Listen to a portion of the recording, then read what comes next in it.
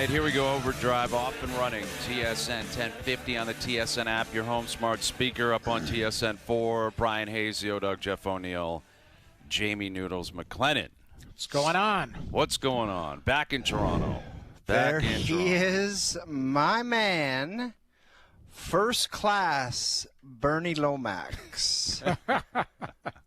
Noodles, Yeah. I know that you were behind this guy, but this guy put on a clinic in the first class section like I've never seen, okay? Oh, yeah? First of all, being he a hero? did Doogie and Kelly dirty. He was waiting to get on the plane, and then he realized that he had the cheat line. Line priority, one, zone priority one. reward. He Yeah. took off so fast and left Doogie and Kelly in the dust. He did not care about them. That's not true. Dude, Yeah. you Not proceeded to get on the plane. I've never seen moves like this in my lifetime. Puts his luggage above, does the top button up on his jacket, puts his hands in his pocket with ear pods in, and shuts the mill 30 seconds after sitting down. Dude, Yeah. the middle of the bird is not even filled up yet, and this guy's shutting the mill. It's gone. Yeah. He's gone. I had sunglasses on, too. I think you forgot about that. Just wait a second here. Just as the bird was about to go over Lake Superior, I was feeling nervous, and I'm like, I got to talk to this guy to kind of just take my mind off things. And I'm going to ask him about something stupid like Joseph Wall. I turn around, and he's got shades on, and he's gone. He is gone, and the shades mean don't ever talk to me again. Shouldn't that be relaxing? I'm sending out the most relaxed vibe you could ever have on a plane. Like, if you're concerned about anything, I'm your spirit animal. I'm the guy you want to point to. I couldn't be more relaxed. The King Daddy Topper is something that really, really shocked me. I looked out of the corner of my eye, and this guy put out a Sudoku vibe. He pulled a mag out of his jacket and was doing Sudokus. I love Wow. those. I told you I'm a I magazine just was guy. like, who is this guy? I had the Time magazine on the AI explosion. I read that on the way to the peg. Very informative stuff. What's coming in the world and Oh, yeah. Big the time. pros and cons. I want to be informed. And then when in doubt, Sudoku. All Wow. day, all night. My man. question is, I love it. it's mid-November. Who wears sunglasses? I don't even know. Like, Put I that don't picture even up have a again. pair. It was Like, pitch black out. It's the middle of November. Look how Yeah. bright it is on the bird. People are trying to get on. I'm trying to sleep. Like, if they Close had the your lights eyes. out, I didn't have to wear those. I don't understand. People are like, yeah, it's too bright. Close your eyes. That's what you were doing. You were sleeping. Can you see that? Like, does the light shine through your eyelids? I don't And understand. then when the feedback came around, Jamie, this guy thought he was the king of England. Perked up. He was grabbing candy He out was of the so basket. dialed in when that feed came around. His eyeballs, the glasses came off, and man, was he fired up. I was. Yeah. It was a very luxurious flight. It was great. It was awesome. I can't thank you enough. It was Luxurious. amazing. And listen, the peg was a beautiful, beautiful spot. We had a great time. Flights in and out. We even landed early, which was wild. We were like 20 minutes earlier than usual, than we were expected to land. So like everything went off without a hitch. It was just a great, great scene. Now, you're missing details that you guys are both privy to. I wasn't feeling well. Like, I was so sick in Winnipeg. I still don't feel great. So I was grinding. Like, when the lights went on, I think I did a decent job. That's all I was there to do. You did Dude, well. there's no disputing that. But in my lifetime, I have never seen a guy fall asleep that quickly, ever. I understand that. I Dude, told there you was I could only do that. 12 people on the bird total. Because I was Stewies and us. miserable and I look all back, day. gone. All gone. day Well, miserable. We I went for will say lunch. I this. said 3 words. Afterwards, know. I just sat there and looked out the window. I was dying to get out of there. I'm not going to lie to you. This is what happens every year. From April 1st to October 31st, I am the healthiest person on earth. I'm outside, sun, golf. It's the greatest thing ever. November hits, weather's horrendous. I sit inside for a week. My body goes, screw you, you're done, and I shut down. And that's what happened. And I got hit in the peg. It's unfortunate because we didn't get to really live it up the way I wanted to live it up. But nevertheless, things happen. What are you going to do? I think Things you get happen. affected by the kids' runny noses, too, when they come Yeah, home my with those youngest kid is noses. not healthy right now. Yeah. All kids are germ factories right now. It's ridiculous. Happens. But anyway, I had a great experience. With all that said, I had a great experience. No, I little felt like shutdown home. doesn't I hurt love anybody. the Peg, and we're going back, and we are going back. We are. We did make that proclamation. We did claim that was our plan. We're also going back in the panel tomorrow, which would be great, right? We made that announcement on Friday. We're going to be there. Yes. Oh, you're there all the time, but Noodles and I will be with you tomorrow.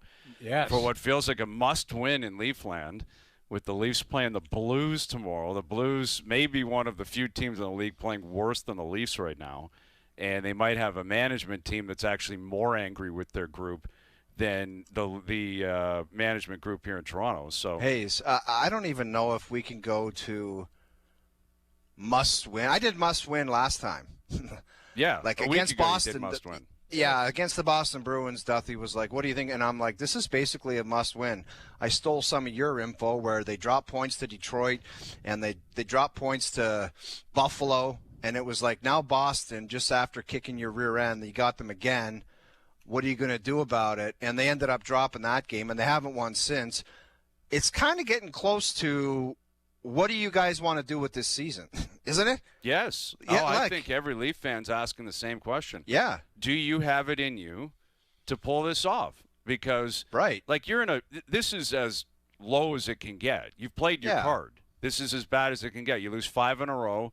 You've played really poorly.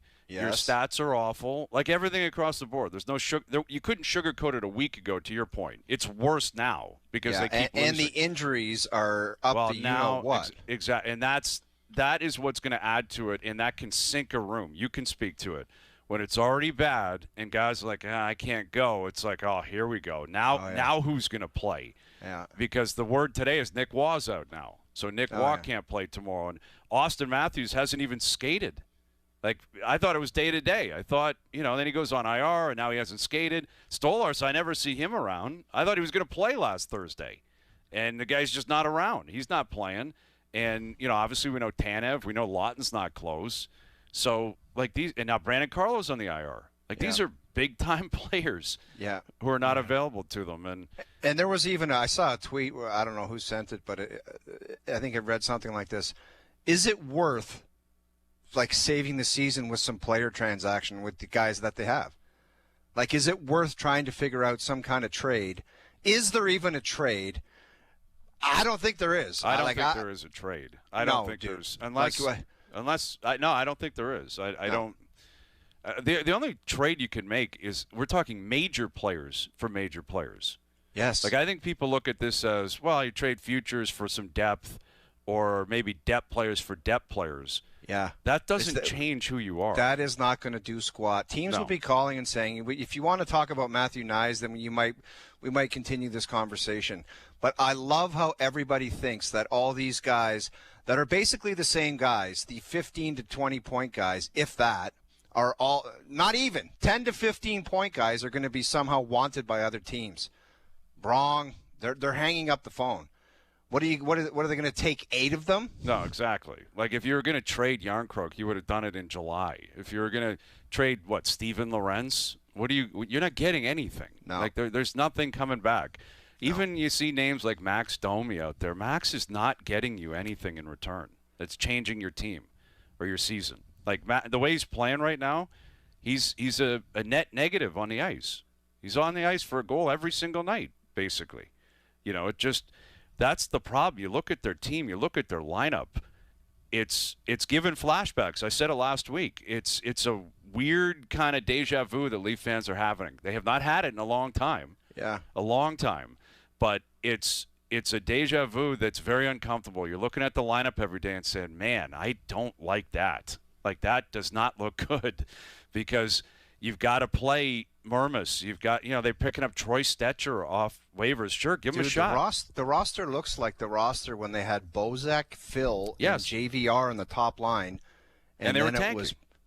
And they were tanking. And it was Parenteau and our buddy Peter Holland. We love you, Pete, but it was that's what the lineup was, man. That's exactly what it is. It's Philip Myers, it's Dakota Murmas, it's Simone Benoit. Those are 3 of your 6 defensemen playing on the road. Like that's to feel the need problem. for Stetcher is the scariest proposition. Yes, exactly, and it is worth a flyer on him. He's a battler. He's got a chip on his shoulder. He can move a puck. Give him a shot. I get no problem with that, but it's really not that deep. Yes, the injuries, and they will cite injury issues, and they'll cite depth because of that, and I understand that, and there's some validity to it. The goaltending shuffle, Wall wasn't here to start. Now Stolarz is out. That's valid. You can't take that away from them. But, even when these guys were healthy, they weren't playing well. And there's certain guys on this team that are being asked to do so much that it's uncomfortable for them. Like Jake McCabe's basically being asked to be the number one defenseman or close to it. And I don't think he's capable of doing it. Morgan Riley. I don't even think he's playing like a sixth defenseman. No, he's not. But the point is, you can't look at Philip Myers or Benoit or Stetcher. Like, they're not going to do it. So you got to play Jake McCabe when he's playing the worst hockey of his career, 23 minutes. You got to play him. Got to play Morgan Riley in defensive situations. Got to play him. Not comfortable. Can't do it. Like, he got danced the other night. Danced. And I know that was Myers that started that. I get it. But you can't get danced like that 12, 13 years in the league. Do you know how many times in practice you try that move on a defenseman and they would stop you and they would say, this isn't junior hockey. Don't even think about that trash in this league. Right. That's what happens. Like, you try those silly moves, and there was a play, I might have been the third period, where a guy threw it up in the air over Jake McCabe and then beat him to the puck. It was like a circus trick. Yes. Trevor Zegras 5 years ago move, and I'm like, you pulling that off in the NHL against an experienced guy?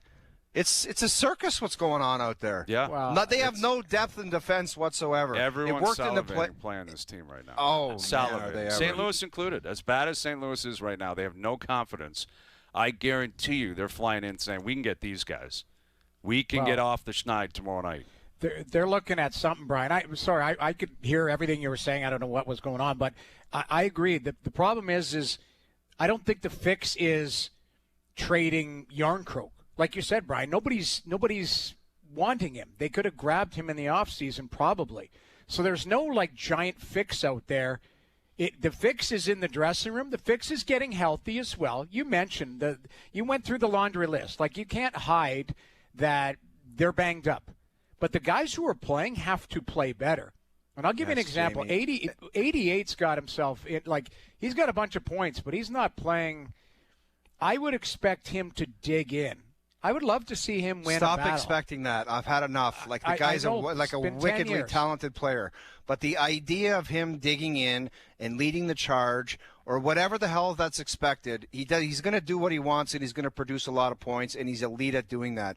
Other than that, stop asking for anything more, because you're not going to get it. The fan base is going to get it or not going to get it. The coaches aren't going to get it, and the three of us are not going to get it to talk about on this show. He ain't digging in. He's not going to be the Charlie Hustle and get in the forecheck and run people over. He's an elite point scorer. Other than that, he is content, which is his prerogative, to say that's what I do, and that's all you're going to get. So we got to stop asking him to do more. It's not going to happen. And the point, you talked about the roster. The roster was terrible with all those players that we mentioned were in it. Well, yeah, they weren't playing well. No. You're not wrong. But what I'm saying is, everybody's talked about. Well, they miss Marner. Of course they miss Marner, but Mitch Marner was an elite player that played really good defense too. He was on the penalty kill, first guy over the boards. He was 5-on-5. He was a creator. All of that. You miss him. I get that. But William Nylander is proven more now. He's becoming one-dimensional. Wrong side of the puck. Any loose puck, he wants a breakaway, so he's behind coverage, all of that. So what happens, Craig Berube, how many times is he going to have to yell at him and say, Willie, you're standing right there, dig in? Like, I get it, but at some point, the guys who are your leaders, they've got to find a way to dig you out of this. Because if you think that Nick Robertson's going to dig them out, or name me a name, Sammy Blais is going to dig them out, it's not the case. John Tavares is doing everything he can. They're lucky to have John Tavares right now. They're lucky. That's what the biggest problem is. If you're expecting Nylander to dig them out, he thinks digging them out is by producing points. Which is part of what he does. That has been true. You're right. When you need a goal in overtime, he's done it for you. Yeah, a lot of times. But to ask anything more, defensive side of the puck or get back or do this or do that or get on top of the puck. That's not his game, and that's not his deal. And that probably sums up a lot of them. This whole tenure they've all been here. It's like, we produce points, and if you want us to finish our checks, and if you want us to get dirty in these dirty areas, and all this other coach speak that matters in winning, that's just not what they bring to the table. You want us to get involved in scrums because it shows team spirit. That's not what we do. Well, we produce points, and other than that, please don't ask us to do much more. Okay, that's so basically been the whole deal. You're right, but is it just accepted? Because I don't think it should be. That's the thing. Like, you look at players that have evolved over time. Is it just accepted as like, okay, that guy, he can score points, but he doesn't have to. We're going to have two sets of rules. You guys play like this, and you guys who do this, you can play like that. Well, they got one of the best coaches that ever coached the game fired because they refused to kind of, I don't know, whatever it was. And then they got Mr. Nice Guy that let them skill and do whatever they wanted and have music at practice. They got rid of him too. So I have no idea what the hell the answer is. So we look at it throughout the league. I look at it throughout the league as young players, and they're highly skilled, and maybe they're missing something in their game. You're right. I'm circling 88. There's everybody else in that roster can play better as well. But I'm saying it's – we always get in heck for pointing out what he isn't, instead of just saying, hey, that's what he is. But at some point when there is adversity, you do expect top players or players of that ilk to step out of their comfort zone. He doesn't need to fight. He doesn't need to run anybody over. But could he win a 50-50 battle when the puck's in the slot and he's sagged down to help out? That's not a hard thing to do. That's just an attention to detail. And the only thing, you talked about it. He's making a lot of money and he's on a lot of term. He's not going anywhere. The coach, he's going to outlast the coach. But the only thing the coach has right now is ice time. You don't want to do that? I'm sorry. There's accountability to be had.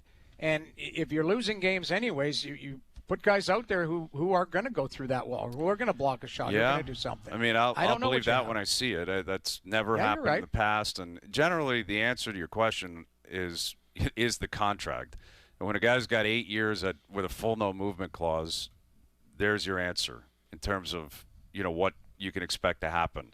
Yeah. And it's not just Willie, but I think Willie, it might actually be the example for the first time where we keep mentioning Marner in his absence in this general term. Like, you knew they'd miss Marner, and of course they were going to miss Marner in the regular season. Of course they were going to miss Marner and what he does and the amount of points he supplies, where he plays, power play, penalty kill, defensive.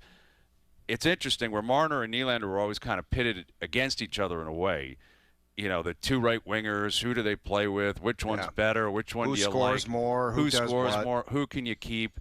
And it feels like really the answer is like Willie kind of benefited greatly, maybe better than anyone, from having Marner around. Where it was always, well, Austin benefits from having Mitch or John benefits. Marner put a shield up for Willie to just go be Willie. Because Marner would do the grunt work. Marner would be the guy on the penalty kill. Willie's never killed a penalty in his life, more or less. Nor does he care to, I don't believe. Yeah, and big defensive plays in the past, it was obviously Marner was going over the board. Yeah. Sometimes even something as simple as secondary matchups. Yeah, exactly, and that's another top Marner, D pairing was like, we got to deal with Matthews and Marner, absolutely. And the second guys you got. And I think this is what is being proven here. Again, it's not that Willie isn't still putting up massive numbers, and he will. He's going to score 40 and 90 points. He's still one of the most electric offensive players in the game, I have no doubt. These last two games have been strange. 2 games without a shot. You never see that. It hasn't happened for him for years. Wouldn't be shocked tomorrow if he had 7 shots on goal and scored twice. Yeah, but agreed. I think, the Marner discussion, ironically comes back to Nylander, where they were connected at the hip for the wrong reasons forever. But Mitch kind of put up a bubble for him, put up a shield, and just said, I'll do this, I'll do that. This is how I play. Right. You go be Willie. And now with Marner not here, and by extension Matthews not playing, now you only look at Willie. Say, well, you're the only one left. Like, John's 35, he's doing whatever he can. Nyes is still young. You're the only guy. You're healthy, you're playing. You got to do it all. You got to play 25 minutes tonight and be great. Right. And the last 2 games, he hasn't. And that's why the spotlight's on him. And, listen, the Matthews story, the guy hasn't skated now in a week. You know, it's what about the goalie? concerning. What the hell happened to and the goalie in Stolarz Boston? is just not around. Yeah. Like Stolarz hasn't been on the ice to my knowledge. He's been either. awful since his comments, and then all of a sudden he just disappears. I don't know. Yeah, I say good. it about every other goalie in the league. I can't take my foot off the gas when it comes to the Leafs. I've just never seen a goalie walk out of the net and be injured when they're just dialed in and dynamite. Never. I don't get it. They're gone. I don't know what happens to them. Well, and Wall I thought looked pretty good the other night. I thought he was good. Yeah. He was not they're the reason lucky to have they lost. him back, but yeah. He was not the reason they lost. I actually thought they were going to get a point out of that at least, and then Chicago high tip in the slot, but you could just feel it coming. That's the thing in watching that game. Like awful feeling. Yeah, you get that pit in you're like every okay, game, Noodles, you feel it. Yeah, what's going to happen in this shift where they actually screw up or they get caved in and the other team just dominates and they score a goal? You just knew it was going to happen. Yeah, that's and here's the thing, Brian. You said it at the start of the conversation. St. Louis is a wounded duck. The GMs come out basically. I mean, I'm paraphrasing through the insiders and that saying everyone's available. Not liking what I'm seeing, all of that type of stuff. They've been losing games. I saw one of their beat writers say, is this rock bottom? Is this team just junk? Like basically saying that type of stuff. You don't think they're coming in trying to break out of their funk? Like this isn't. There's no reason for this to be a trap game, but you can't look across and go, well, they're worse than us, so we're going to win tonight. No. You've got to show up tomorrow night. You got to play. Yes, absolutely. And again, like Matthews isn't playing, Nick Wass not playing now, Carlo's out, Tanev's out, Lawton's out. Like the lineup is big chunk. Big chunk. Yeah, it's in trouble right now, and the Leafs have lost 5 in a row, and. Yeah, good teams find a way to win and bad teams find a way to lose. And that's kind of what it felt like on Saturday. You just kind of knew the Leafs would find a way to lose the game. And that's where they're at. And we started the segment, again, basically pointing to the question I think every Leaf fan's asking. Like, do they have enough talent? Do they have a game plan? Do they have a willpower to get out of this? It's a big challenge. But it is a doable challenge. It's still November. There's still 60-plus games left. You can get healthy. You can get out of this. Do you have it in you? It's the ultimate question. I think the bigger question, Brian, is it worth it?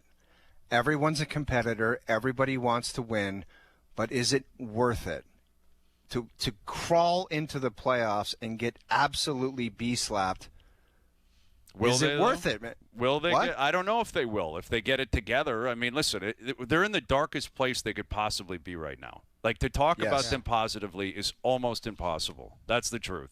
So as of right now, would I expect them to get swept in a best-of-7? Yeah, based on what I'm seeing right now.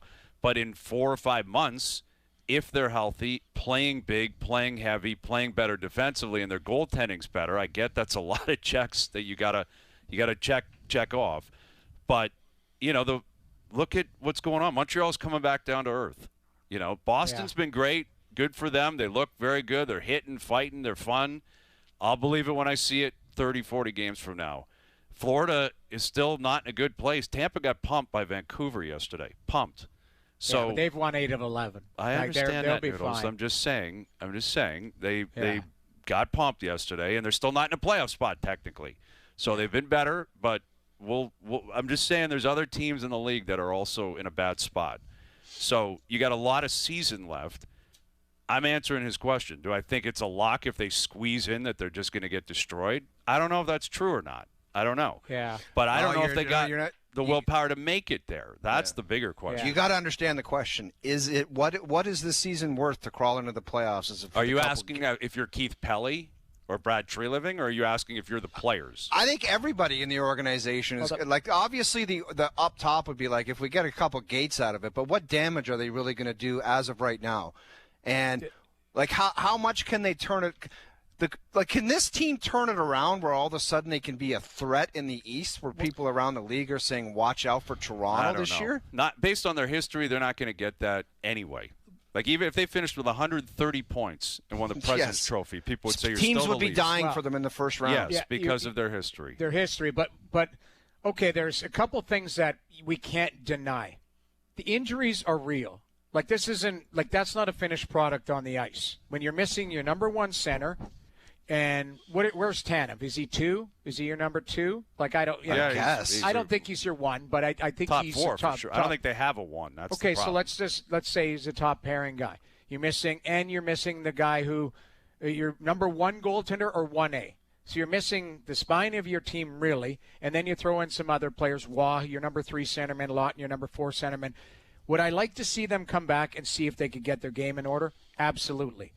But are they losing daylight here? And what I mean by it is everybody every night. It was the other day in Winnipeg, it's like, hey, they're 4 points out of first place. Now it's 6, right? And through a weekend. You can't lose too much more daylight because now all of a sudden it's 8 out of 10. Like, I'm not saying playoff spot. What I'm saying is to jump back into a real strong position in the Atlantic and everybody around you. You're playing each other. That's the biggest challenge. You've got to keep pace while you're struggling. They're taking water right now.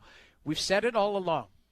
You win 5 in a row or you lose 5 in a row. That is the swing this year with how much now parity. they got to swing back the other way. They've got to swing back the other way. With this lineup, I don't know how it's possible to do that. Well, you got an opportunity tomorrow night to try and go. Yes, you know. But tomorrow could start getting ugly too, because again, it could flip the other way. Fair enough. You get pumped at home. That's when the crowd starts to get really ugly. Yep. But to O's bigger existential question is, if the answer is no, then the guy who has to determine that is Keith Pelly. Because then you're talking an organizational upheaval. Because if How it's does not, Keith Pelly, with all due respect to him, he doesn't know, excuse my language, he doesn't know what an NHL team that, like, just because the guy came from the European Tour, the DP World Tour, you think he just falls into the building and says, I'm not sure that team's a competitive winner. He's not a hockey specialist. What he is a manager. Okay, go ahead. He determines what happens, and he's clearly heavily involved. He has told us, he'll tell anyone that will ask him. He's calling Craig every day, calling Tree Living. Like, he's in the foxhole with these guys. Right. Okay. Shanahan's gone. He's the boss. Like, I guess there are layers above him. You know, Rogers at the top would obviously be the answer to that. But the point I'm making is, if you have a belief, and you may have the accurate 1-0, like it may that very well could be the reality that no one wants to face yet. That the window is closed, it's done. These guys, they can't do it. They're not going to do it. I'm not saying that is definitively the case, Brian. I know. I hear you. I'm saying it's an option out there where if it gets to that point, you have to be realistic in your assessment and say, what are we doing here? I get you. But that is a huge organizational shift that Craig Berube won't make because he's the coach, so he doesn't make that call. Brad Treliving would have a voice in it, but he's also part of the reason they would be in this position. You know, he's been the manager for a couple of years now, and he has a boss, and it's Keith Pelly. And so Pelly's the one that's going to have to make the right call, which is troubling or possibly concerning because, to your point, he's not a hockey executive or hockey guy or whatever, but that's the reality of the business. Not too long ago, this gentleman just said, we're all in. We're all in on the Leafs this year. So it's like, what is that even? 2 months ago, I thought they'd make the playoffs. Now it's November 18th. I don't know if they will. Things change quickly. But they're old. They're slow. They don't have much of a farm system. You know, it's the free agency. Kempe just signed again. There's no one available. You know, so it's you know, and again with Matthews, adding insult to injury here, if the reality is setting in that it's just, you know, it was a great 9 years and they're going to have to readjust or retool. Like, I think a shut it down, scorched earth rebuild is not going to happen. That's not happening. But a retool means maybe a year or two where you got to reshift. It, you know, Matthews may be transitioning into the next stage of his career, which is great player, not dominant, body's a little shaky, you know, not sure, you know, maybe you're getting 60 games instead of 80. And, you know, that's another thing. Like, at a minimum, yes, they missed out on winning any playoff rounds, or they won 2 playoff rounds in 9 years. But you got to witness probably the greatest Leaf in history dominate, you know, 60 goals, 69. I don't know if that's coming back. I hope so, but I don't know if it is. Well, and so there's, you know, these are all things that have to be determined. Like, what are you going to do? But if you're going to retool, then that's on Tree Living to make a determination, but it's also on Keith Pelly to sign off on that. What does a retool even look like? Basically what Boston did the last 2 years. And look where they are. They told Marchand, you're out. They moved off different guys. They made a lot of trades. Well, and they had some guys that retired. Eventually, Bergeron said, "I'm done." You know, they had to move away. But I think it's too premature to have these conversations yet. Is it, Noodles? We're 18 games in. For me, it is. For me, it is. But I just 19 games in. I know, but I know so we what's always your talk line about then? What's your number? It's tough because of the health situation. If this was 19 games and we've talked about Matthews having 17 or 18 games under his belt and the goaltending tandem has been healthy, like all of these things, I'm not blaming all on injuries. What I'm saying is they have contributed, and then, the play of some guys that were depth guys. Like Michelli, I expected more out of. I expect more out of guys that I expect. Bobby McMahon scores a goal. He looked like he had some jam, but he hasn't been consistent. The only consistent guy has been the 35-year-old guy making $4.5 million. Yeah, and Matthew Nyes. Nyes has been pretty good, I think. But Nyes isn't for me. Right now, isn't a front and center player. He's a really good support player. Yeah, I get it. But as far as consistency, you know what you're basically going to get most nights. Fair enough. And I understand what you're saying about the health, Jamie. But my problem with that, or my counter to that, would be we watched those guys in the lineup for about 15 or 16 games, and it was it was the same product. It was the same game. Yep. So now it's just worse because there's better players out of the lineup. And now you get one goalie back, the other guy's out. I don't know. It could be one of those years where it's just like, what the hell's going on here? We've seen that in other organizations. We've seen it in Montreal and Montreal's in one right now. Their injuries are long term, like Newhook and Doc, and these guys are missing 8 weeks Goulie's and 3 out. months, and Goulet. But we've seen organizations where they just hit it, and it's one of those years where it's like, man, it just everything. And if that happens, Montreal has a 4-pack of guys that seem to get hurt all every the time. year. Yeah, same unfortunately. guys. Same 4 guys. Laine, Goulet, Doc, and Newhook. All the time. Yeah. They're hurt right now. But if that is the case, again, you got to pounce on that and make it a positive somehow. How do you make it a positive? Move off guys you can, bring in assets, bring in picks. They got nothing. They got to get some picks. If you're going to miss, you got to find a way to get in the draft. You have to. Now, again, they're not going to do it right now, but it can't be far off. It may be. I said Friday. I said give it to the 30-game mark. So 11 more games. If they're I'm fine still with that losing, too, Brian. 30 games is fair. That's a third of the season. Then you got to figure out where you're at and have an honest assessment. And hopefully it is just a one-off because there's good pieces here and you reset and figure it out next year. But you got to make a positive out of that. And it's not going to be easy to do. All right, Bruce is coming up. Bruce Boudreau will join us. Luke will join us. You guys had a pretty good weekend, I'll be honest. Excellent Owen Wilson. Weekend. Yeah, Excellent Owen Wilson, pretty good weekend. Shout out to the champs, the Rough Riders. That was a great game. Yeah. Fumble on the goal line, man. It's just crushing. A fumble on the goal line. # now we go. All right, so we'll get into that a little bit later this hour as well. OverDrive continues. TSN 1050 and on TSN 4.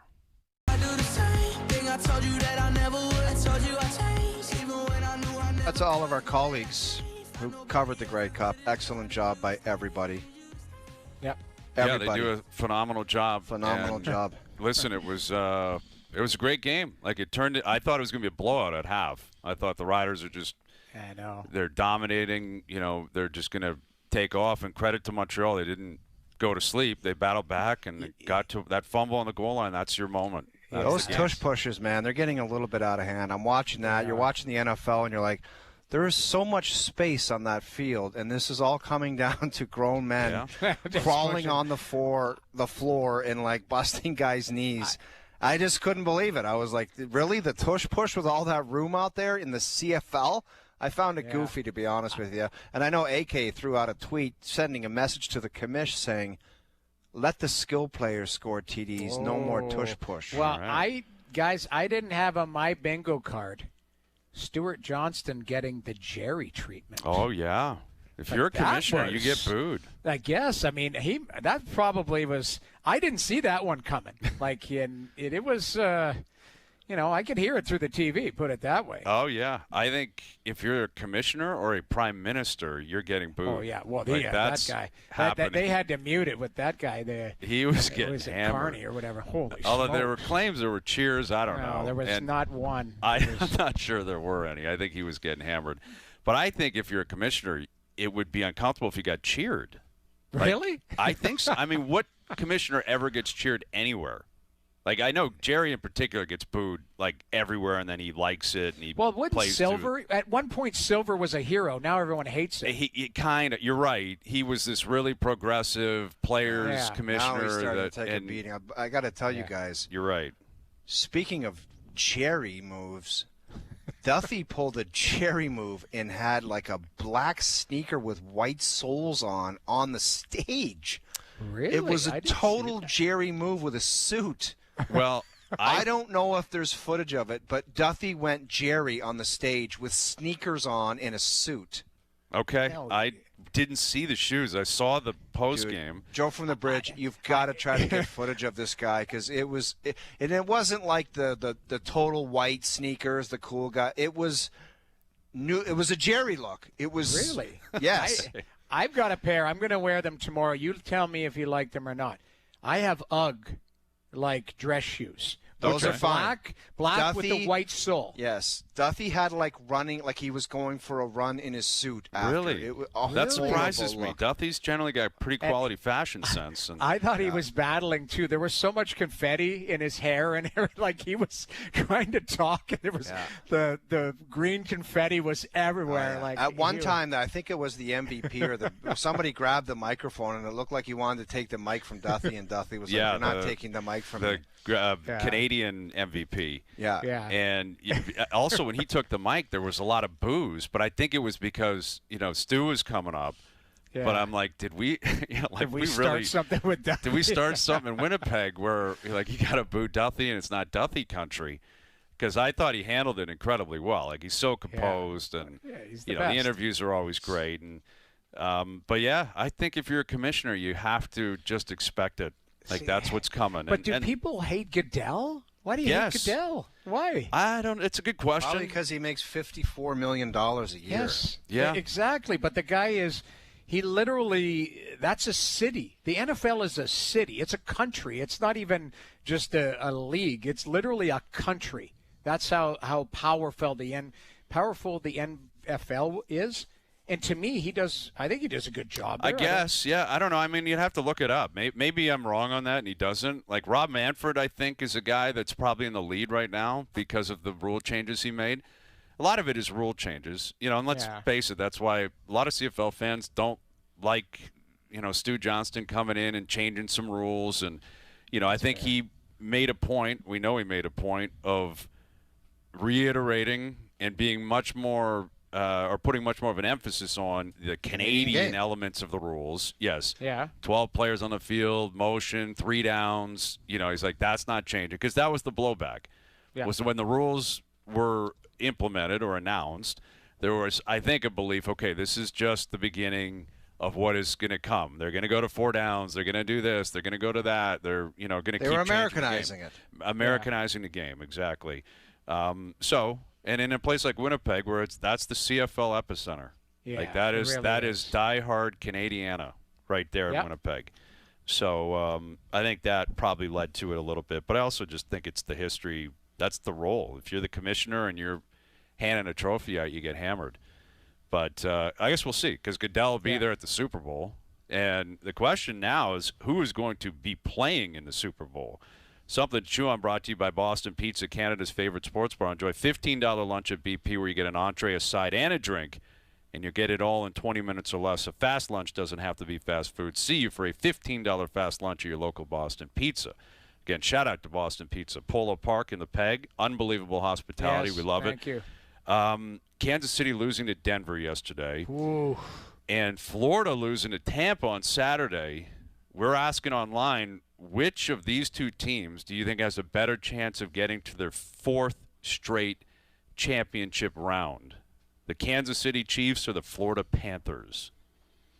Wow. KC's 5-5. The Panthers currently are basically right where the Leafs are. They're 9-8-1. So Florida out of a playoff spot, a lot of injuries. Kansas City out of a playoff spot. They're dealing with stuff. If you had to pick one, I would say KC. I would say KC. Yeah? Just because of Patrick Mahomes being healthy. And I was thinking about KC and their record. They're 5-5, and people are like, uh-oh. And there's also a team that's 5-5 now that teams are like, uh-oh, on the other end. Where are teams now all of a sudden afraid of Baltimore? Well, in the AFC North they should be, because Rodgers is hurt now, and Pittsburgh, they got a win yesterday. But yeah, like I couldn't believe it when I saw Baltimore's at 5-5. Yeah. They were awful, and everyone was like, they're done. They're screwed, and it's over for Baltimore this year. And I was like, wow, maybe they're getting somebody's attention right now. Yeah. I think I would answer KC as well, just because there's no denying winning in the NFL is incredibly tough, and winning in the playoffs is incredibly tough. But I think the nature of the NFL playoffs, where it's a one-game round, I just think it's so tough for an NHL team to win 12 times before you even get to a cup final, a fourth straight year. I just think what you're seeing and what you're going to see with Barkov out, we'll see if he returns. Tkachuk will return at some point. Bob's not young. There's just been so much hockey, and it's so tough to get up off the mat every single spring and just grind it out. And I just think if Kansas City can still get in, they can still win this or get to a Super Bowl. Yeah. Who would you have more belief in, though? Like, that's the thing. Like, you're still believing in Mahomes. Like, that's, really, that's ultimately – it's just, do you believe in Mahomes or not? That's going to answer the question for me, because Florida has so many factors of what you just laid out, Brian. Bob and Barkov and Tkachuk, and you look at it, it's a lot of miles on a car. It's just if it's the quarterback or not, Mahomes. Can he do it or not? It's one guy in Kansas City. That's it. Yeah. Because honestly, they haven't been that good, man. Like, they've got name value. And has he been good? He's been okay. He hasn't been great. Like yesterday, Denver got to him. Ghost yesterday. Yeah, Denver got to him. Ghost. It was and last year, like, his numbers were okay. They haven't been like godly in a few years. So I do think Kansas City now, he's probably looking at this organization the way Brady looked at the Pats in 2010 or whatever, 2000 whatever, and said, "Hey, how do you get me to this next level?" Like, Brady had some off years too. Yes. Where it was like, maybe this just isn't my year. There were some games where you're like, wow, is Brady at the end?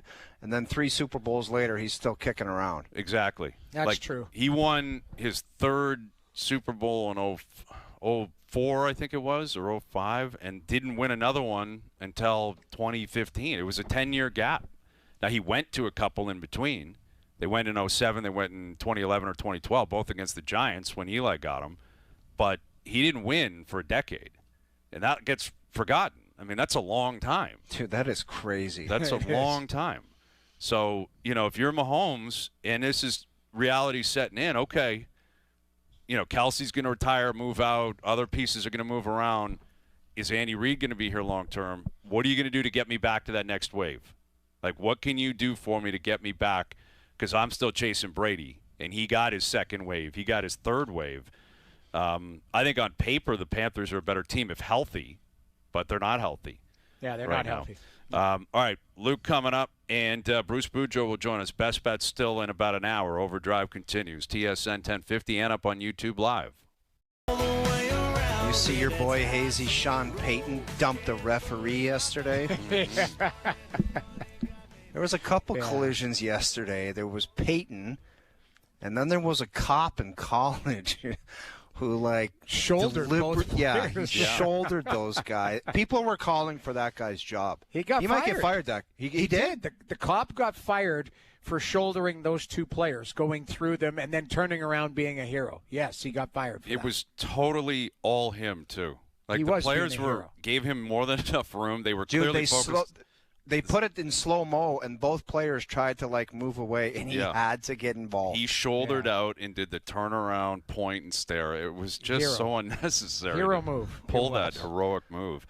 Yeah. Tell you what, Sean Payton, probably the coach of the year in the NFL right now. or real close to it. Like their offense, Bo Nix doesn't do much, and they win games. And you see what coaching does, though? Like, do you remember what a disaster they were with Russ there? Mm-hmm. And who was leading the charge with Russ? What was his name? The coordinator from Green Bay, Hackett, the Hack. And Hackett, they were a disaster. And you bring in a top-end coach, and in 2 years, things get turned around. Yeah, it ultimately, there is so much value in it. You knew it when Peyton went there. You just knew it. You're like, that guy's going to find a way to win. He's going to. I know, and the first thing he did was go to Russ and say, sorry, dude, you're out. You're not good enough to take us anywhere. And he has the stones to say, we're not doing it with you. Yeah. I don't understand how Peyton got a flag on that play. He must have said something. Because didn't the ref run into him? It looked like it from the angles I saw. And then he probably said, wake the F up or something like that. And then the flag came flying out. There was some weird stuff. Like there was a technical in the NBA where the ball boy went out to brush off the court. Yeah. And the ball came back the other way, and the team got clipped for a delay of game because he was on there. The coach started going nuts. I got to find that. It was that's awful. The poor guy. Poor kid, because sweeping the sweat. Yeah, because it gets sweat. There's sweat on the floor and all that. So they run out. We've been to games. You see them. It's nerve-wracking watching them. It is. You're like, if someone turns the ball over and goes the other way, you better get the hell off that court quick. One of Dutchie's favorite highlights is when the ball boy, I think it was at Wimbledon, he just bites it, and he goes face first into the wall, and it pissed off the player. Like, it annoyed the player. The audacity of the player to be bothered by that kid's dismay. Yeah. How dare you put your face into that and cause a scene that's going to throw me off my game. Yeah. OverDrive, powered by FanDuel, bringing you everything from the opening line to the final score. Hour 2 coming up. Bruce Boudreau, Luke Wilson. We got another pick tonight, the Monday Nighter. OverDrive continues. TSN 1050 and on TSN 4. Hour 2 OverDrive continues, powered by FanDuel. Brian Hazy, Dog, Jeff O'Neill, Jamie Noodles, McLennan. We got Bruce Boudreau coming up later in the hour on Craig Berube, I guess, lost it at practice today. How many times is that now? It's a lot of losing it. Yeah, there's a lot of discomfort, I think, with the coach here. And listen, the Leafs aren't alone. You know, the Habs have lost 3 in a row. They got a lot of injury problems, and you know, there's a lot going on in the league, a lot going on throughout the country right now. Yeah, there's problems around any corner in the National Hockey League right now, and we talked about it. You're going to have your warts. It's diluted. It's a watered-down league. It's like the Ducks. Everyone's talking about the Ducks, 7 in a row. They just dumped 3 in a row, and it's like there's a problem around every corner because everyone's got warts, man, and they show up, and you got to get out of it somehow. It's Colorado and Dallas are the only teams that appear to be foolproof. And Dallas didn't have a good start. They've turned it around greatly, but they didn't have a good start. Yeah. And Jersey's been good, but now Jack Hughes was some weird – that's a weird injury, man. They claimed it was – fell on a glass. Yeah, at a team party or something, and Keefe was getting grilled about it, and Sheldon looked like he wasn't overly happy, but he said, listen, we've been given sufficient information to believe that this is the story. It sounded almost like a lawyer. And he's out for a long time. That they would have sniffed around and said, what the hell happened there? Right. Like, we're on a heater, leading the division. Our best player now, who's had injuries throughout his career, is going to suffer one at a party or whatever it is. Because his finger's cut. Surgery, too. Had to have surgery on it, out 8 weeks. That's deep. Like, that kid is stuff. A very deep cut. Yes. Deep cut. Very deep cut, which is what you and your Partsy have been suffering from. I got to tell you, I just want to give a shout-out to my Partsy. Oh, yeah? Owen Wilson is trending in the right direction. They're back. And my Partsy took on a new role this year doing the CFL. What a job he did. Brought the proper right attention to the CFL. He took it seriously, and I think he's established himself as the top sports analyst in North America. If you smell what the Owen Wilson is cooking. Wow, high praise. High praise for the partner. There's Craig Berube for some reason. I had that salute up. They went to Berube. Partsy, I appreciate that. I appreciate that. I did grind a lot of CFL film this year. I put a lot of effort in, Parts, so I appreciate you saying that. Well, I know you could have just been like, I'm an NFL guy. I don't know what. Like, if somebody just wanted me to do this, Because on Owen Wilson, we take things seriously, Parts, and I think you did a very good job. Thank you very much. We don't rent cars here. We're authentic human beings. No. Hashtag now we go. And we went. We are going places. We don't rent cars, and we don't rent crappy cars. And somebody came up with an alternative hashtag, and wow, what a mistake that was when he sent that one out. Because that was the kiss of death. Yes, it was. Yeah. Yes, it was. It wasn't now we go. It was, you know what it was, Hayes. Yeah. And it was disgusting, and it turned on you. I saw that in the group chat. I'm like, woo. I thought that was sent Al's one brother. out that after the Chiefs pick that got you. I mean, let's call a spade here. The Broncos found a way to get you there. That's the only saving grace Al's brother and I had. I mean, Al's brother is killing me right now. This guy is not taking his job seriously. He's on a cruise. He's posting pictures, and he couldn't care less about the picks, and it's very concerning. It's sad that he's your little chew toy where you need that info where you're like, Al's brother, where are you? Yeah. Listen, we missed on a couple of picks that we should have, in hindsight, should have maybe known was going to go the other way. I mean, listen, we took the Bucks, and Josh Allen decided it's just not going to happen, man. Like, Josh Allen, 6 total touchdowns, 3 in the air, 3 on the ground. As much as he had taken himself maybe out of the MVP chase the week before, he just launched himself back into it. Totally. Like, he was phenomenal on Sunday. I'll say this, guys. I just want a quick story. I got to spend the Grey Cup, a lot of it with Zach Collaros, and he's obviously a Winnipeg Blue Bombers guy. Partsy, you want to know level of commitment? I'm watching the game. We're crunching film. We're talking about the post-game thing. And every time Sask makes a play, I'm like fist pumping. I'm going nuts. And he's like, are you going for Sask? I'm like, yeah. I did want Saskatchewan to win. So as it looks like they're going to win, he's like, what are you sweating now? I'm like, dude, I'm not going for Sask. I need Sask by 4 to cover. Like, this is, no matter what happens today, Sask by 2 is a loss right now. I needed this. So when that ball popped out, when Shea Patterson fumbled that ball on the 3-yard line, I was marching around screaming, balls out. Balls out, and my friend Balls out. Balls out. Were out. Parts. Ours were. We were talking about that though. It seems like the field. Look how big this field is, and that's the play that they opt for. It's like, isn't the tush push kind of? Who wants to watch that? That building's full, and the tush pushes were happening all over the place in both leagues. Parts. In Parts, you just said it, and I get. We did. I talked to Zach both on air and off air about this. This, to me, is one of the worst parts of the CFL, and I get why they do it. I really do. I understand. You get the yard neutral zone. It makes a lot of sense. It's a very high successful rate. As you guys have told before, we get some numpties probably listening to this right now, like, oh, Luke said there's a bad part about the CFL. Okay, I think the tush push is garbage as well. I don't enjoy watching that. But what's tough is, like, again, you get these end zones that are 20, soon to be 15, thank God. But you're on the 3-yard line. You have all these great players, and we reduce the talent of the guys by being like, you know what we're going to do? Bring up not even our second string, our third string quarterback to come in here and run a wedge play. It's just like from a product standpoint, from a viewership standpoint, it's just very anticlimactic. Like, you want to see your best players on the field there. And that's a lot of the CFL. So, again, I'm not suggesting anything to Stewie Johnson. And I think you want to talk about a guy that's a gangster. That guy had an unbelievable week. His press conferences, this whole thing, I'm like, this guy's on fire.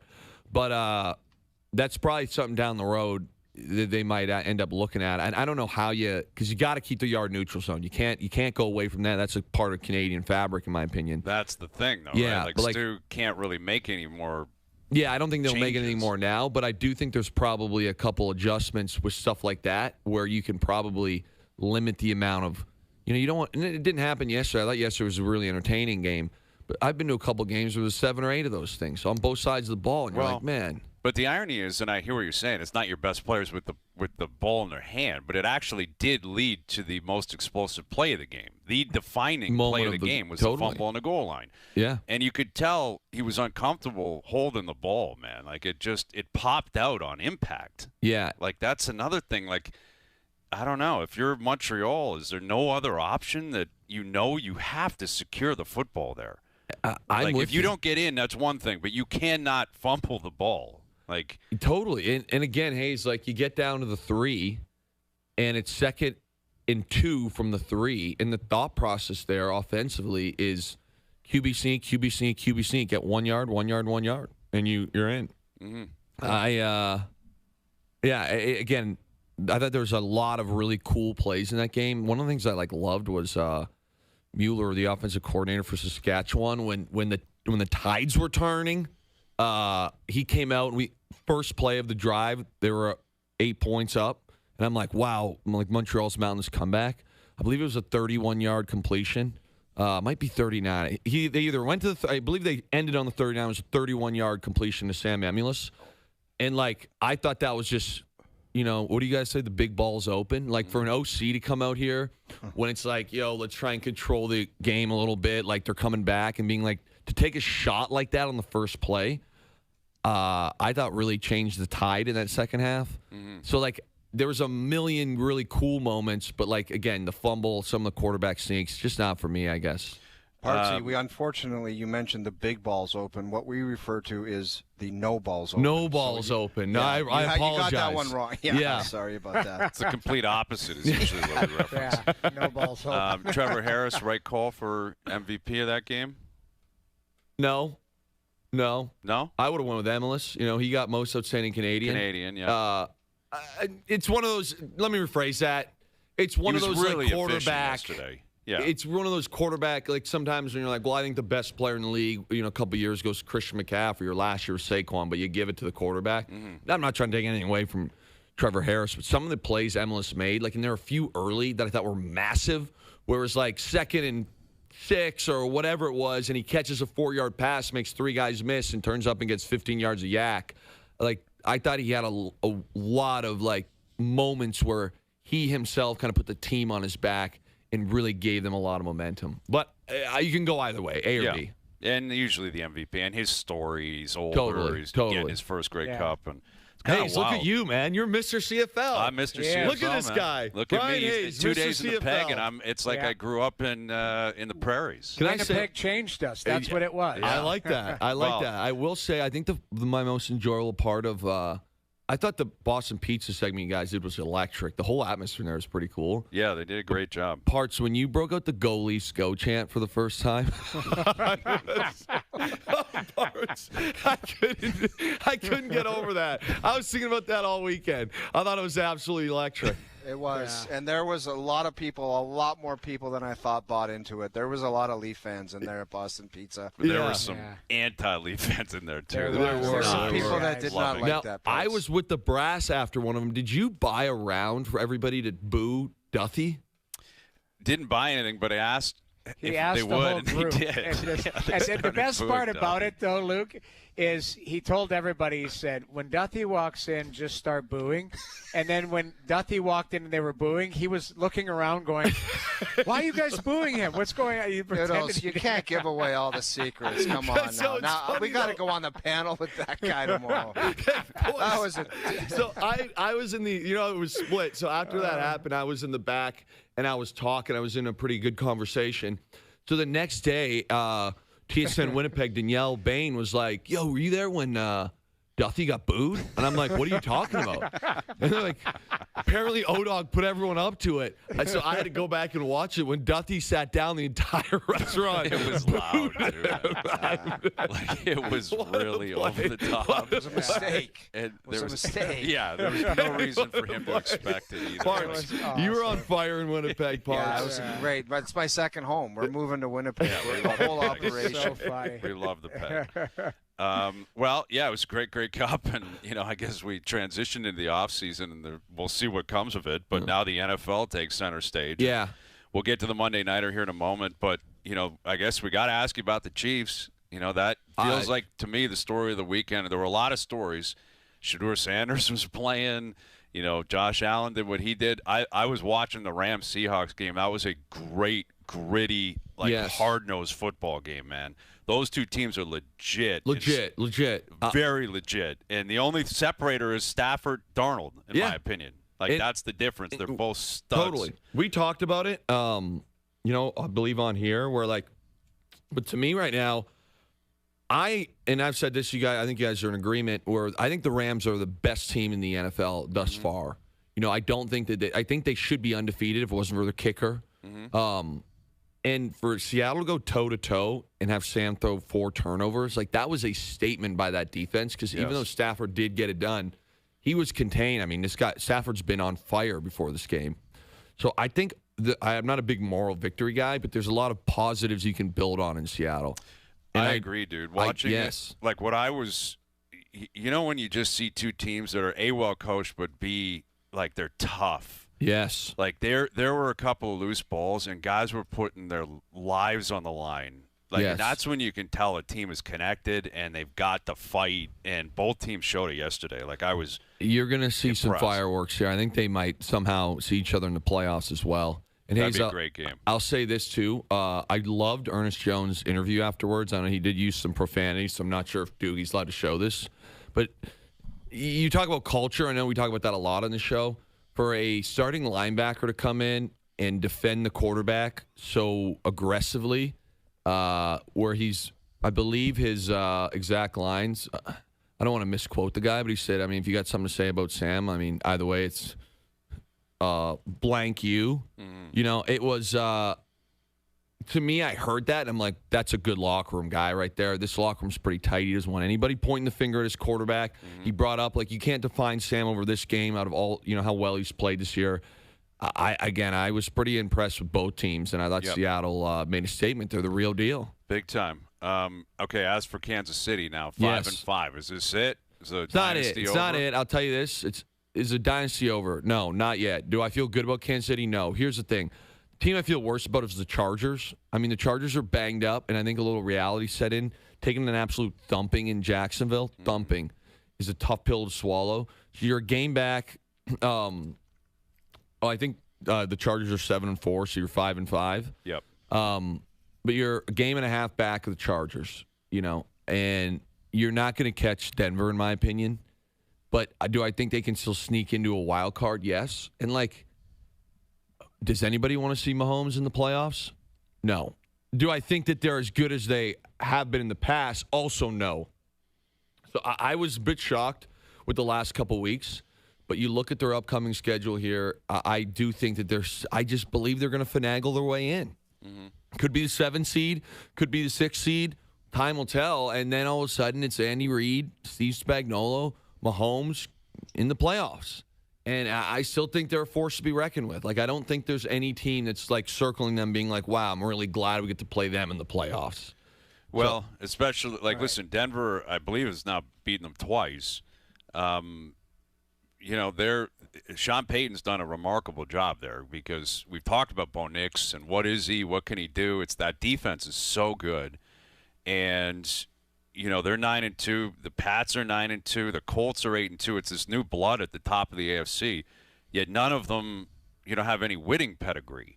Yes. So, again, if you're a team like Kansas City, maybe Baltimore, like Buffalo, who you've either won if you're Kansas City or you've had a lot of experience and a lot of scar tissue build up over the years. If there was ever a year of just get in, it screams that. I agree. And you say this, we'll see how it all shakes out, but if somehow Kansas City gets into the 7th seed, let me ask you this, Hayes, for seeing the future here. Yeah. It's wild card weekend. Kansas City's the 7th seed, and then Indianapolis Colts are the 2 seed. And you've got the spread, my friend. Yeah. You taking Danny Jones over Patrick Mahomes? No chance. No chance. You don't think Spags is going to create some sort of turnover, and now all of a sudden we're into the divisional round. Parts in hockey, the Florida Panthers did that exact same thing last year. They were limping down the stretch, and they just said, "We got to get in." They did not have home ice in any series, and they won the Stanley Cup. Yeah. So I'm not ready to write this team off again. They got to find a way in. The biggest thing for me now is getting in, and I would say the same thing. You go to New England, and I think New England is unbelievable. But I'm not sitting here going, okay, New England's a 2 seed, Kansas City's a 7. I'm not feeling great if I'm a Patriots fan. Right. No, it's the team that would scare me for them right now is I do think Buffalo at home would get them in the playoffs. Buffalo on the road. Yes. That has been – look what we just saw. And this is what's crazy is like right now, based on the schedule, Hayes, I think Buffalo's going to be on the road in the playoffs. Yeah, they got to figure that out. Like the run defense is pretty terrible right now. And, yes. There's something about the offense on the road, Josh included, like that home field advantage. You put Josh Allen in Buffalo, he's the most unstoppable force in the game. Like he's a one-man show. That game he put on yesterday is absurd. Unreal. Like, absurd. That's Kincaid was out. Coleman was out. Shakir did nothing. Like he didn't even factor in Shakir. So you look at it, you're like, who did this guy use? And he used himself, basically. And he just said, we're going to win. Ran it in every time. Who was late for the meeting? Coleman? Yeah, Coleman was. Yeah. Parts, what's the deal crazy. with that? Like would he have to be half an hour late? I've always wondered that when it's like a guy walks in 4 seconds after the meeting starts, is like, you really want to miss a game for that? I know it's on time. You got to be on time, but I don't know. So to me, when I see that, there's been other issues here. Like this isn't like one of those things where, hey, this guy's been unbelievable. He's been really punctual. He's really doing everything we ask him, and then all of a sudden he's late, and we bench him for a game. Like, okay, even that, it's like how late does play into it. Did something occur? Like it's not like one of those things in most teams where, hey, this guy was 5 minutes late. If he comes in as like something extremely reasonable happened, these guys are human beings, Right. But I'll say this, like, it's really hard to be late for a team meeting. Like, I'm not joking. Yeah, it's like, what else you got going on? We're not like any other sport where things are very, very regimented. I was talking about this the other day where on the road, and I know this wasn't the road, but on the road, we are pretty much locked in the hotel. This is not, we don't go on 14-day road trips. If you like the year in Detroit, Seattle was a little more liberal because we'd fly in a day early because of the West Coast stuff. But in Detroit, like if we're playing Chicago, we are at our facility in the morning on Saturday, fly to Chicago, get there, meetings, might have about 3 hours-ish off for dinner, and then you're back all night for meetings, and there is a legitimate bed check, which is a master key card slid in your room and a guy coming in with a flashlight to make sure you're in there. And by the way, the hotel doors are wired up, and there's a cop sitting at the elevator. There's no family members allowed on the floor. Zero. No one's allowed on the floor. If you want to go meet your mom and dad, you go meet them in the lobby. So, like, that's standard across the NFL. So, again, the idea that, like, you'd be too jammed up to get to a team meeting on time. And, by the way, we stay in a hotel for home games as well. Like, every team. It's not like you show up, oh, we're playing at home today, I just get to go. No, we are at the hotel. Luke, where do the Tinder guys go? Like guys go, like, let's be honest. Like, where do the guys go to, they're not allowed people in their rooms? They get another room at the hotel, Noodles. Alias. So the team's on floor 7. The alias room is on whatever random floor. Guy with a beard and a mustache going down to the second floor. Absolutely. Yeah. I'll tell you the funniest one, and I kid you not, I actually don't know who it was because the guy was on our team for like a week. But one offseason, in camp, the rookies would stay on the same floor and, like, into the offseason, especially guys that are borderline cut guys. They'd put them all on the same floor, basically like, hey, don't get a place yet. We don't know if you're going to make the team, yada, yada, yada. So the one day, apparently, and they have webcams. Like, they have not webcams, like cameras that check it, like security cameras. So the one day, one of the guys didn't want to get a different room in the same hotel, so he dressed his girlfriend, whomever up, in like he went to the equipment room and got like quad X clothes, okay, and like draped it on her and pretend so that she could pretend like she was on the team. So apparently she had like the hoodie on, okay, and was like walking in with, again, I don't know how large or small she was, but I guess she was swimming in this outfit, like Seahawks, hoping the security guy would be like, and then the next day they checked the camera and it was like, who is this? And the guy was like, yeah, sorry. So they cut him the next day. Gone. No way. What a great plan. It's like James Bond. That was a wild one. Slid that one past us. Yeah, it took them all of 12 hours to figure out something was awry. One look at the tape, they're like, that's not a football player. Who is that? Well, listen, Hal's brother, I don't know where he is. I don't know what he's doing. You guys are in shambles. Let me ask you this, Hayes. as the games are going on yesterday, and we're just dummying you, we called the Madrid game. That was the hardest game of all time. And a disgusting football Disgusting. game, too. Gross. If I'm Spanish, I am honestly sending. Appalled. All the Euro Euro games have been garbage. Garbage. Yeah, they've been awful games. Don't come back. Okay. Well, listen, tonight's the night where we got to turn the tide. You feeling nervous? I don't love the game. Cowboys laying 3.5 on the road in Vegas. Dude, you had a 13-point lead. After tonight, it becomes 8, and we haven't even hit Thanksgiving. I know. There's a lot of We games haven't left. even hit Thanksgiving, Parks. A lot of games. Got to get this Now one tonight. we go. Get it Now back we to double go. digits. Now we go. Now we go. Now we go. All right. We well, are on fire. Cowboys coming off a bye. They were buyers mysteriously at the trade deadline. Vegas has been terrible. Vegas's offense is horrendous. Cowboys defense not great, but off a bye with some additions, I think they can continue to make Vegas look like Vegas. This feels like a big Dak game tonight. In Vegas, though? In Vegas? Yeah, in Vegas. We're going to take the Cowboys tonight. We're going to lay the points, 3.5.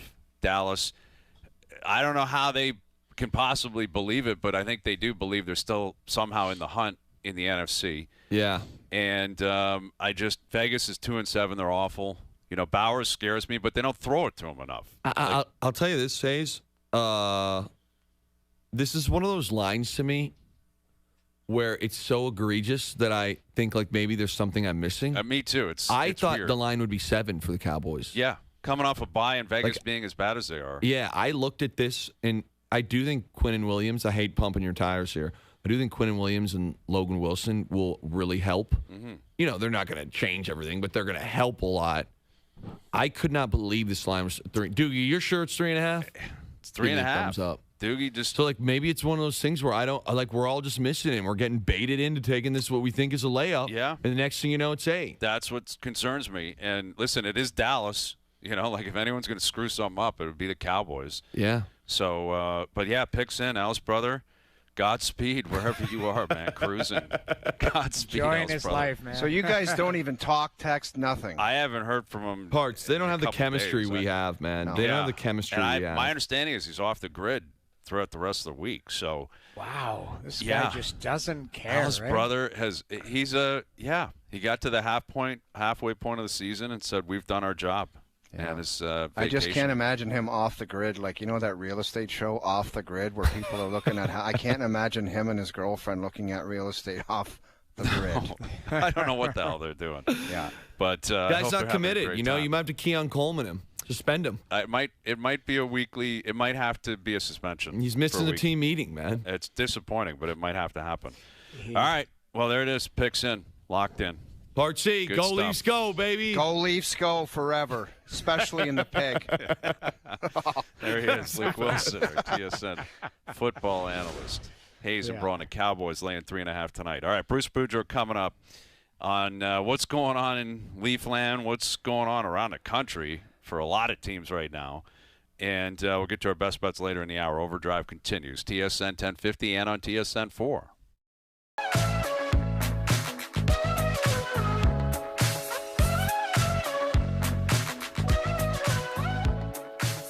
All right, best bets coming up later in the hour on the Monday Nighter.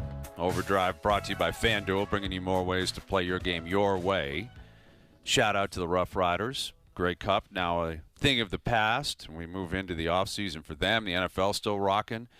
Baseball offseason starting. You know, Josh Naylor re-signed in Seattle. Great signing for them. Great signing. He was a popular guy, and they wanted to keep their mojo going, and they just got it done quickly. Yeah. I love the signing. I think it was a perfect fit. Like he fits in really well there. Like you said, he looked great for that. He was very good in that championship series against the Jays. Damn right he was. Like he was a bat every time he was up, man. He was causing the Blue Jays problems. And you're right, trying to bring the band back together. That's going to be a theme for the Jays, you know, the next few months. And I know there's a lot of people that love Bo Bichette and what he represents. But if they think they can get Kyle Tucker and they think that's a better option, that's what you should do.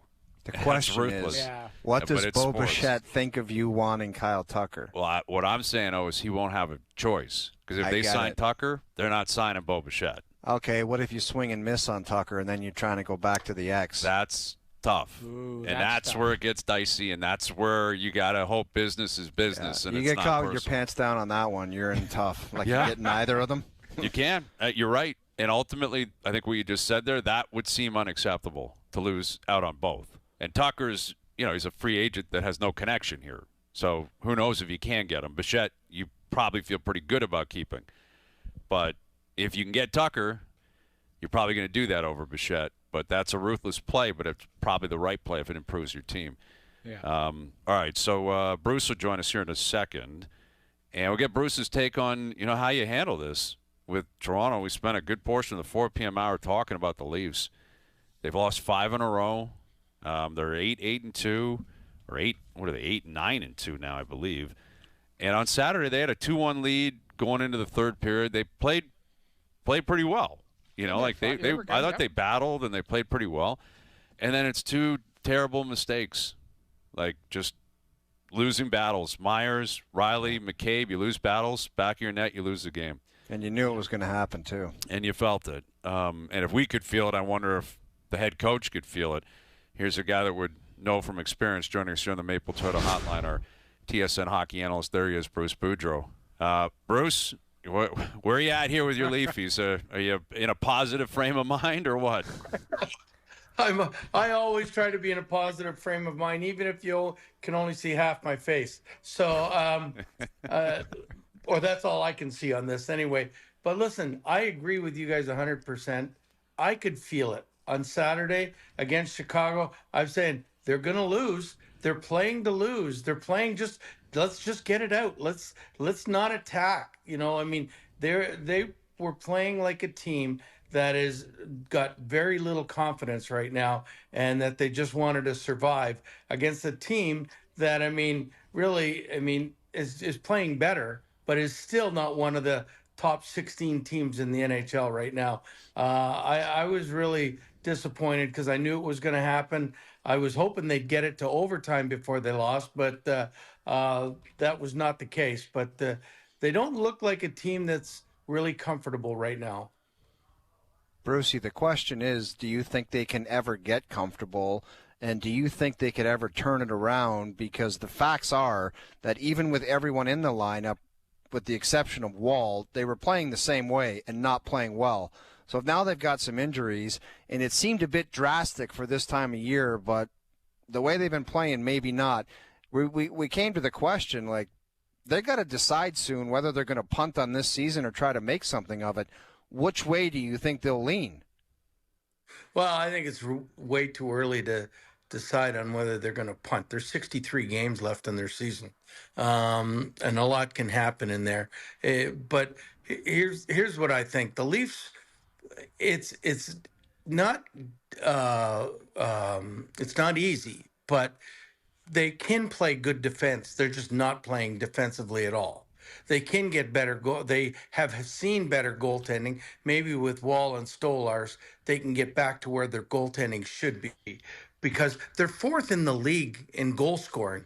Whether they've lost Marner or not, they're still 4th in the league in goal scoring. So you think about that. And so their scoring is right there. They're just doing some really non-Leaf things of a Craig Berube team of last year. And I'll give you an example. That Pasternak goal where he scored on the breakaway, I don't know where anybody was. If they were playing a 1-2-2 in the middle, they were playing a 1, a 1.5, a 1, another 1, and a 1. They were all in a straight line. They weren't matched up at all. They were so out of sync. I couldn't understand it when I watched, especially when I watched it over and over again on the replay. Because it's way too easy. And I think that was like the 5th or 6th breakaway they've given up in 2 periods, in 2 games in the second period. So they're way out of sync. But I think they can recover from it. I don't know why, if they're panicking, if it's because they're missing a couple players or what have you. But I think defensively they can get into sync again. And if they do that, but it's got to happen fairly quickly, then I think their goal scoring will always take care of itself. I think they'll always be in the top 10. So, I always have hope for it. I'm a very positive guy when it comes to thinking about the Leafs. But right now, they haven't shown a lot of positive signs for me to think that way, but I still think that way. So, Bruce, you just laid out a bunch of different things. Just one thing that you needed to see out of the whole group tomorrow, what would it be? Where would you start? Where would I start? I would first. I would. There's so many places to start. I'd start on the power play. We got to get a goal. If we can get a goal on the power play, we're usually every player that's and Jeff would tell you this. When you scored on the power play, you feel better about yourself. You really feel like playing. When you don't score, you get frustrated for a lot of your game stuff. So if they started good on the power play, that would be great. Then I would really want. Secondly, I would say, okay, what's the key to the game? Let's limit them to 25 shots or less. And then so if you can, then you can break it down into periods, then your defensive play can get better. But and then thirdly, if you can allow 2 goals or less in a game, I used to put it up on the board all the time. Our goals tonight, 2 goals or less, 2 minors or less, and 25 shots or less, and we win the game all the time. Those are things that I would focus on. And if they can do those 3 things together and get their power play going, they will start to become successful again. With Bruce Boudreau, it's been a pretty fascinating start to the season. Obviously, in Leafland, it's not overly positive, which is a change because they've been so positive in the regular season for 9 years, and they're dealing with the injuries. And there's been a lot of big injuries though throughout the league. That's a pretty consistent theme. And then you look at just the points leaders. You've got McKinnon with 33 points, McDavid with 30. No one's surprised that those 2 guys, the 2 best players in the league, jockeying for position. Then it's Celebrini, Bedard, Leo Carlsson, 3, 4, 5, which is pretty incredible that Bedard and Carlsson 1-2 in the draft a few years ago. Celebrini first overall 2 years ago. What does that tell you about the talent and that next wave? Kind of I think that's kind of a cool just thing to see there. McKinnon, McDavid, Celebrini, Bedard, Carlsson chasing them down. I think it is too. I think it's the league's getting better. When it was always Sidney up top and Alex and that, and then all of a sudden McDavid came in and McKinnon came in, and you could see their rise. You can see the rise of these guys too.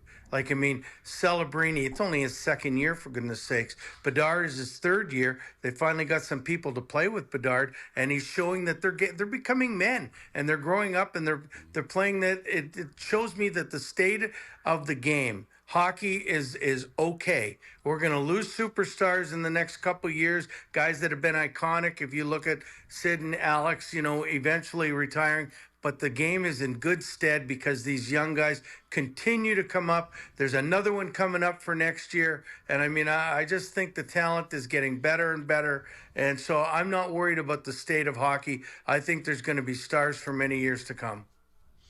Brucey, what about the state of hockey in Canada? If you were to look to the future, how many Canadian teams would you say would be making the playoffs this year? Ooh, well, let's go. Vancouver, no. Calgary, no. Winnipeg, yes. Toronto, I want to always say yes because I'm from Toronto. So, you had a tough time saying it, though, Brucey. You had a tough time saying it, Brucey.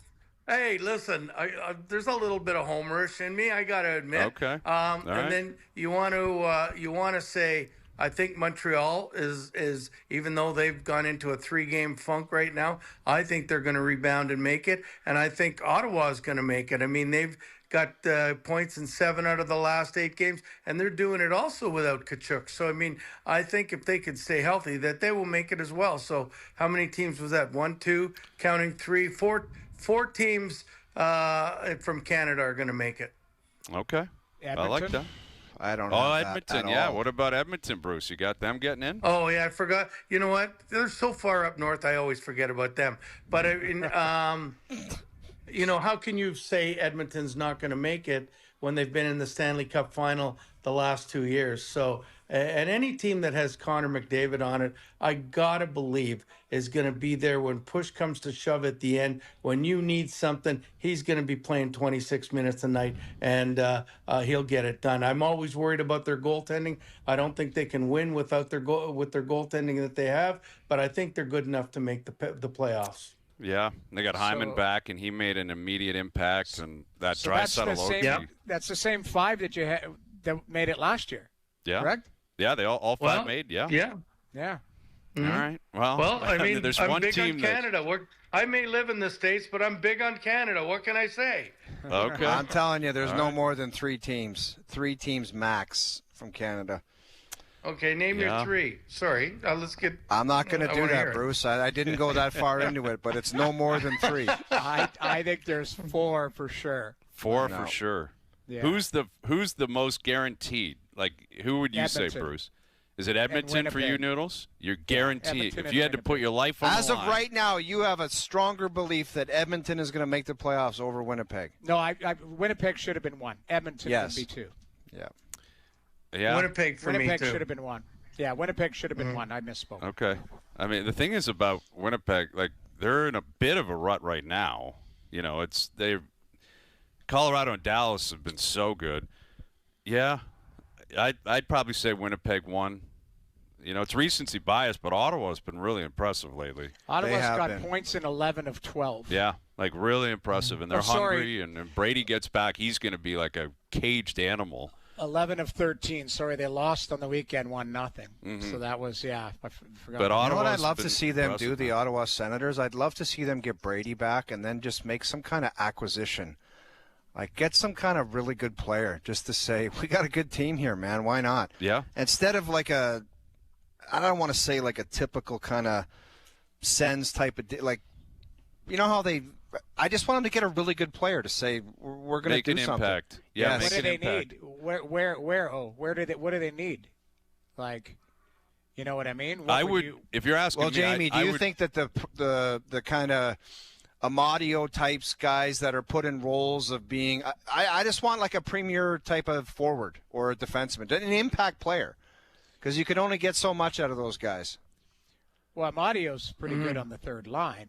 I would say maybe a fourth line. Are you like where I just Who's their second line? right now? Depending on if you get Brady back, then that pushes Zetterlund down, right? Like so, How many goals does that guy have? Zetterlund 2. Yeah, that's what I'm talking about. Someone different than that. I just want an impact player. Brady's going to push him down. Like he's not going to be in your top 6. Okay, they Like, they should stand pat and just go with what they I have. don't know how you can argue against what O's saying. I'm with you. Like, it's not you. I look at it like I'd be thinking I want to move Giroux down, Perron down, like just put everyone reshuffle and just get Drew's better. on the third line right now. I know, I'm not- Mario, Pinto, and Giroux. I got you, Noodles. I don't see how there's any downside to having a better player than what you have. It's not a shot at the guys who are currently there. Well, I'm just saying. I know, but like, what type of player? He's saying an impact player. Yeah, whoever I that would is. say I get don't in Tom care who it is. Wilson.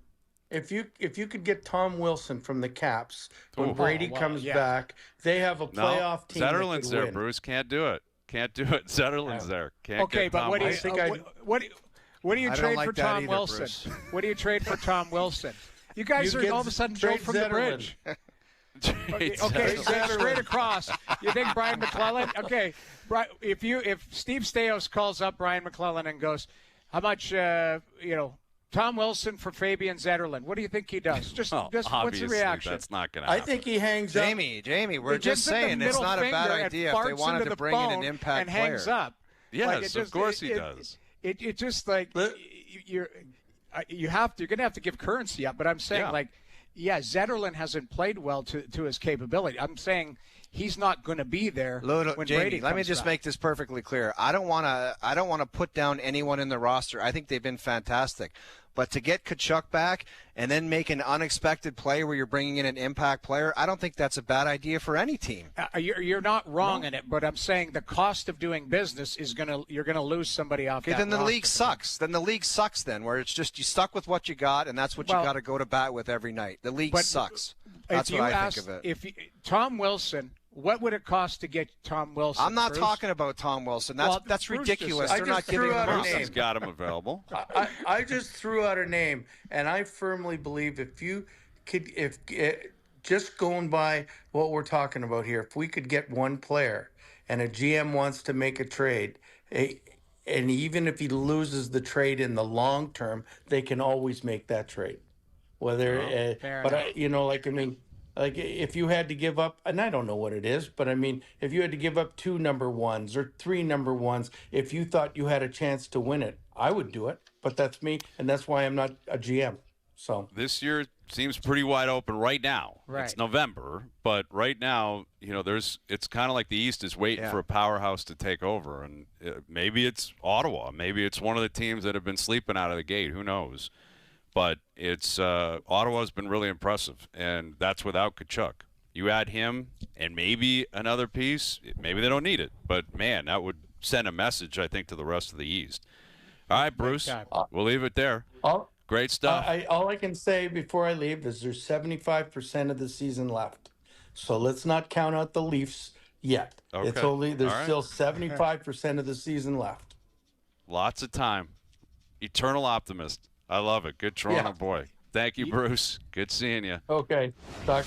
There's Bruce Boudreau joining us here. You know the guy who I would covet, we might see him tomorrow night, is a guy like Kyrou. Is he available?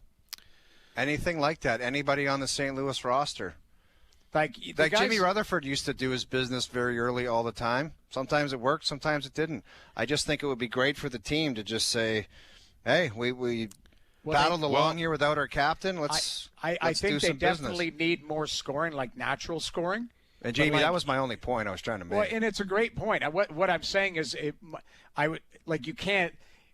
The cost of doing business, you have to give up something big, and that's the thing. Get it. It might have to be the kid in the minors, that Jakubchuk or something like that. Right. Like that's the problem is when you talk to all these teams, and including the team we talk about the Leafs, currency. What does Tree have? He has Cowan, has Danford, and he's got his 2028. Yeah, and that's the one thing I hate about the league, and Brian's talked about it ever since we've been working together. The league, it's just like if it just is, there's no excitement. It's like the fan base. There's no chance to change things around with deals and player movement. It's like there's your team, and then that's what you get. And it's like, okay. Yesterday, Kempe signs an 8-year deal. He's off. Well, you're right. But the teams that have, I think Ottawa has some currency. I think Montreal has lots of currency. They do. They do. And they should be active. Like if you're Montreal, like maybe this is a year that you do try and go big game hunting because you've got some players, young players, you've got draft picks, you've got all sorts of things. And in a wide open East, maybe that's the play. Montreal, the Ottawas, like to your point, the teams like that are on the young ones that are on the cusp of pushing through. The Detroits. Like this, it's open for you. I mean, Ottawa's done their business now. They signed Pinto. Like they got Stützle, Pinto, Brady, Cousins, Batherson, Sanderson locked up. Allmark's here for a few years. Yeah. So, they're pretty secure, and they just got to figure out what they want to do or what they have the stomach for in terms of if they want to get crazy or not. All right, best bets coming up. Overdrive continues. TSN 1050 and on TSN 4. All right, best bets powered by FanDuel. Make your picks and assemble a same-game parlay in seconds on the FanDuel Sportsbook app. Said it earlier, Hazenbrough on the Cowboys, laying 3.5. Dak Prescott, 2+ passing touchdowns tonight. Dak over 256.5 yards in the air. Dak off a bye against this team. Got to have a night in Vegas. Got to have a night in Vegas and then stay in Vegas and have a night in Vegas. Yes. Best bets powered by FanDuel. Same-game parlays now available for every NFL game on the FanDuel Sportsbook app. Please play responsibly. 18+, physically located in Ontario. All right, there you go. Tomorrow we're on the panel, the Leaf panel on TSN. We'll be on the show, too. Look at us, chugging away. Double duty. Double duty. Overdrive tomorrow, Leaf panel tomorrow. Must win for the Leafs with the Blues in town. You think it's a must win tomorrow already? It's not far off, Noodles. The last 5 in a row, and you got St. Louis in town. Like, you got to start getting some wins. They still have the softest schedule if you look at it. Exactly. Like, it's got to win. You got to beat St. Louis. So think about the alternative to that. The second half is going to be against all tougher competition. Exactly. And they're going to have to jump 6 teams. All right, we're out of here. Have fun with it. Fair enough. Thanks to everyone behind the scenes for helping out. We appreciate it. Everyone for tuning in today. TV, radio, podcast, web, up on YouTube Live. We're out of here. Enjoy your evenings. Enjoy the games tonight. We're back tomorrow at Stevie Steos. Pull the trigger. 4 p.m. We'll chat then.